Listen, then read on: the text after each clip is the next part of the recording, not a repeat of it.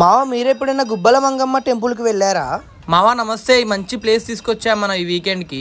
మావా ఫ్రెండ్స్తో వెళ్ళాలనుకున్నా, ఫ్యామిలీతో వెళ్ళాలనుకున్నా, ఇంకెవరితో వెళ్ళాలనుకున్నా మంచి ప్లేస్ మావా. నేనైతే సజెస్ట్ చేస్తాను మనకి. మావా మనమైతే స్టార్ట్ అయిపోయాం కదా, అయితే అక్కడ మన హిస్టరీ గురించి అయితే నేను చెప్తాను వినండి. రాతి గుహలో వెలిసిన గుబ్బల మంగమ్మ టెంపుల్కి అయితే వచ్చేసాం మనం. దట్టమైన అడవిలో ఎత్తైన కొండల్లో కొలువైన గుబ్బల మంగమ్మ టెంపుల్ గురించి మనం తెలుసుకుందాం. ఈ గుబ్బల మంగమ్మ దేవతకు వరాలు ఇచ్చే దేవతగా పేరు. ప్రతి ఆది మంగళవారం రోజున జనాలు తరలి వస్తారు. పశ్చిమ గోదావరి ఖమ్మం జిల్లాల పాలవంచ అనే ఒక అడవి ప్రాంతంలో ఉంది. ఎటు చూసినా పొడుగుడు చెట్లే, ఎటు చూసినా కొండలు. ఆ కొండల మధ్యలో నుంచి మనకి వాటర్ ఫాల్ వస్తుంది గాయస్. కానీ ఎక్కడి నుంచి వస్తుందో ఇప్పటిదాకా ఒక హిస్టరీగా ఉండిపోయిందంట. కానీ ఇక్కడికి వేల సంఖ్యలో అయితే జనాలు అయితే తరలి వస్తున్నారు. ఇక్కడికి జనాలు అయితే ఆది శనివారం అయితే చాలామంది వస్తారు. ఆది శనివారం మంగళవారం. అలాగే ఇక్కడ అయితే మనకి అవపడుతుంది అంటే వాటర్ ఎక్కడి నుంచి వస్తున్నాయో మనకి అర్థమే కాదు.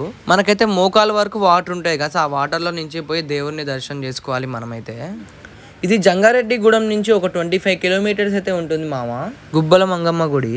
మామ మనం లోపలికి వెళ్ళాలి అంటే ఇక్కడ ఒక 10 రూపీస్ టోకెన్ ఉంటుంది. ఆ టోకెన్ తీసుకొని మనం పైన అక్కడ ఇచ్చేస్తే అయితే లోపలికి వెళ్ళిపోవచ్చు గుడికాడికి మామ. అలాగే ఇక్కడైతే రష్ ఎప్పుడు ఉంటారంటే మంగళవారం అండ్ ఆదివారం అయితే బాగా జనాలు ఉంటారు. మీరైతే అప్పుడు కాకుండా నార్మల్ టైంలో వస్తే మాత్రం మంచిగా మనం అన్ని సామాన్లన్నీ తీసుకొని వచ్చేసేయాలి.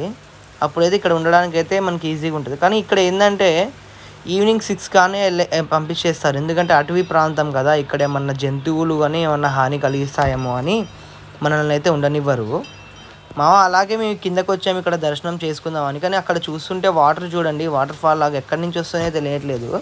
ఈ గృహ అంతా గుబ్బలుగా ఉంటుందని ఈ అమ్మవారి పేరు అయితే గుబ్బల మంగమ్మ అనేది పేరు అయితే పెట్టారు.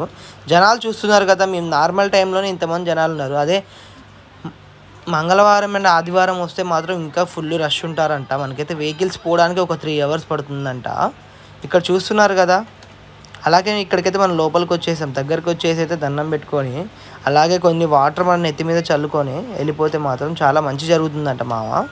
చాలా పవర్ఫుల్ అంట ఈ గుబ్బల మంగమ్మ దేవత. అలాగే ఇక్కడ మీకు చూపిస్తాను చూడండి, వాటర్ చూడండి ఎలా పడుతుందో. మనకి లోపలికి వెళ్తే మాత్రం మనం మోకాల వరకు అయితే వాటర్ ఉంటుంది. అలాగే గాయస్ అంతా అయిపోయింది కదా, మేమైతే ఇక్కడ మేము దర్శనం చేసుకొని ఇక్కడైతే వీళ్ళు చాలామంది అయితే వాళ్ళ మొక్కులు అయితే ఆడ కట్టేస్తారు. ఇక అలాగే మేము బయటకు వచ్చేసి ఇక్కడైతే ఒక చికెన్ షాప్ కాడికి అయితే వచ్చేసి ఇక్కడ మనమైతే చికెన్ తీసుకున్నాం. ఒక 5 కేజీస్ది 5 కేజీస్ చికెన్ తెప్పించుకొని మొత్తం ఆడ మనం క్లీన్ చేసుకొని ఇక్కడే అన్నీ వండుకున్నాం. మన అమ్మ వాళ్ళు అయితే వన్ డే గ్యాప్లో అయితే మేమైతే ఇట్లా గ్రీనరీని ఇక పాము పుట్టల్ని చూద్దామని అయితే అంతా తిరిగాము. మేము ఖాళీగా ఉన్నామైతే మా అమ్మ వాళ్ళు అయితే ఒక పని చెప్పారు. అయితే అక్కడికి వెళ్ళి అడవిలో అయితే కట్టెలు తీసుకొని రమ్మన్నారు. కట్టెలు తీసుకొచ్చే గ్యాప్లో అయితే వీళ్ళు కట్టెలు ఎతికారు కూడా, పొయ్యి మీద సాల్ట్ వేసి పెట్టారు కూడా. అయితే మేమైతే అయ్యేలోపు అయితే మేము అట్లా గ్రీనరీ చూద్దామని చెప్పి ఇట్లా బయటకు వచ్చేసాం.